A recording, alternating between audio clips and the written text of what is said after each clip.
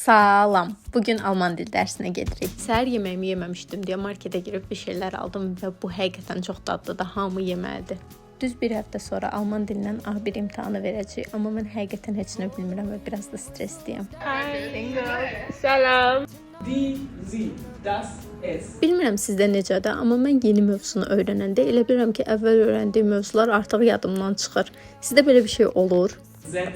Fasilədə qızlarla sevgililər gününə olan planlarımızdan danışırdıq. Daha doğrusu olmayan planlarımızdan. You're married, so you probably have plans. No. What plans? I'm in not Germany. Maybe online. Do you have any exams? What plans do you have? I don't know. I have no idea. You have plans.